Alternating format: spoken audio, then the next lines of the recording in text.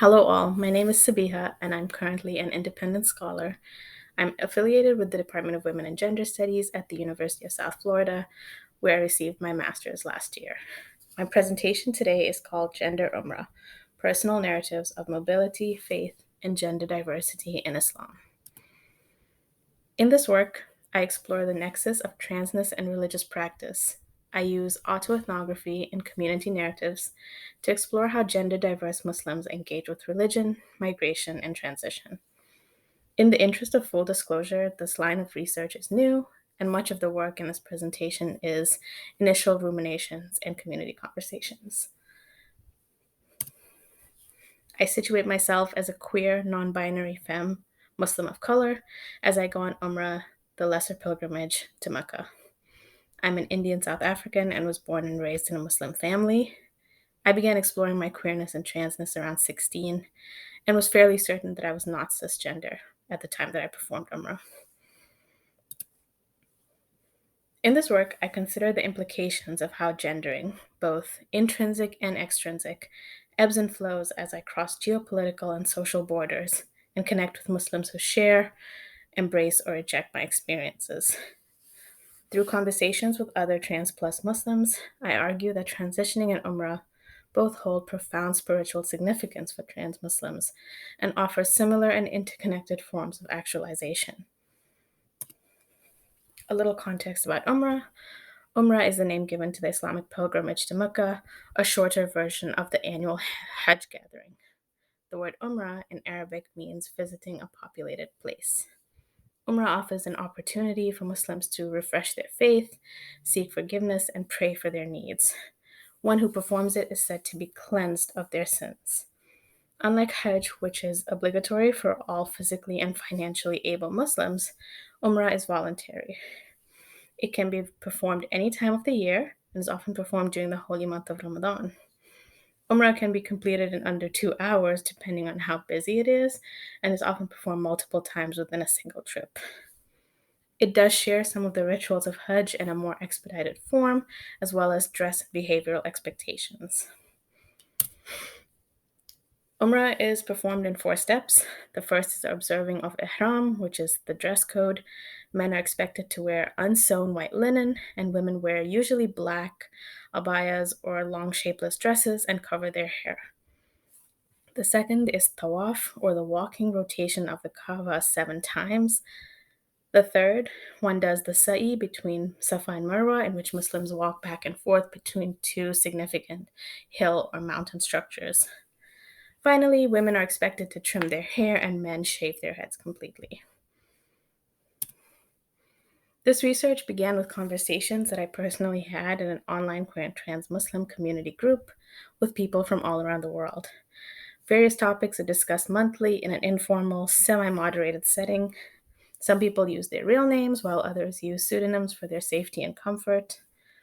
After Hajj and Umrah was brought up briefly in one of these conversations, I connected with 3 participants to further discuss their experiences for this work.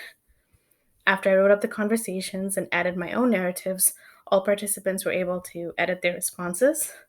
2 of them were directly involved in reframing their answers more directly to my research queries and providing supporting details. As a note, for the purposes of this work, the participants and I used Susan Stryker's concept of transition, meaning across a socially imposed boundary away from an unchosen starting point. For us, that included, but was not beholden to or all-encompassing of elements of discovery, experience, sociality, legality, and biomedical choices. The 3 community members all chose their own aliases for this work. Bilkis is one of the founders of the online group. She's a 27-year-old Ghanaian trans woman who has lived most of her life in the UK. She performed Umrah pre-transition with her family and post-transition with her husband.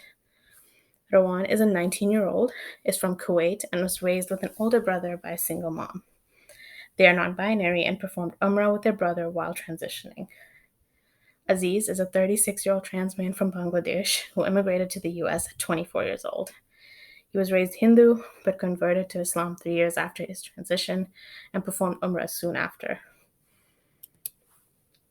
The first element we discussed was the impact Umrah had on the transition experience, and also how transness influenced the Umrah experience. Bilkis was the only participant who could provide a before and after perspective, but said that both times felt authentic and allowed her to develop a true connection with Allah as all that she is. For Aziz, his experience of being a Muslim were all as a man, and being able to perform Umrah with other men gave him a spiritually infused sense of gender euphoria. According to Rawan, who was still understanding their gender identity when they performed Umrah, the ritual contributed to their transition in allowing them to examine and accept themselves in a safe and grounded space. The second thing we discussed was how the people we went on Umrah with impacted us.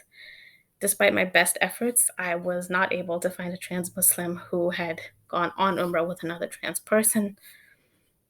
All the people in this work went with their cis companions, family, or friends. Bilkis described in vivid detail how her parents felt that Umrah may connect her closer to her religion and quote unquote fix her transness. They succeeded only in the former. Going with her husband post transition felt like a more robust experience for her because she performed Umrah as a woman, as she says, the way she always should have. Rowan felt that their brother was a tremendous advocate as he attempted to help them participate in different gendered rituals using different dress to pass through gendered spaces. Because women going for Hajj and Umrah need male escorts in Saudi Arabia, being able to go alone affirmed Aziz's gender experience because he was a man and able to participate alone.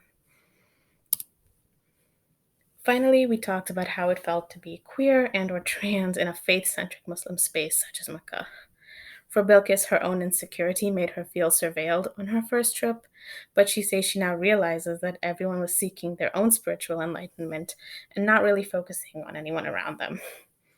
Aziz described the experience of being clocked as trans and really worrying for his safety for a moment, only to have the other man embrace him and accompany him through some of the rituals and prayers.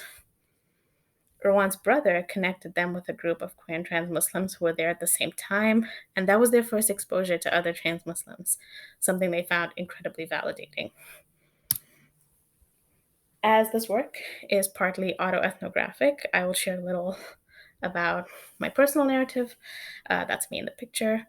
I attended Umrah once with my family before I had even told anyone I was trans. By now, some of my friends had known that I was queer. Being in a hijab, as in the picture, actually felt quite dysphoric to me at that time, as I was coming to terms with not being cisgender. Because I was closeted, I felt like I shared a secret with Allah alone. For the first time, I had the confidence to not resort to learned prayers, but to use my own words, my own name, my own identity. This kind of radical honesty, even just in my own head, was the first stage in my transition.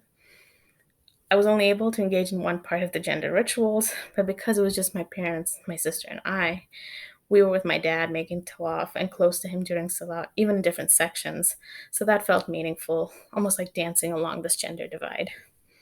Similar to Rwan, I did find a queer Muslim group that shared tips and affirmations. Even though I didn't have a chance to meet them in person, I did feel a strong sense of community with them.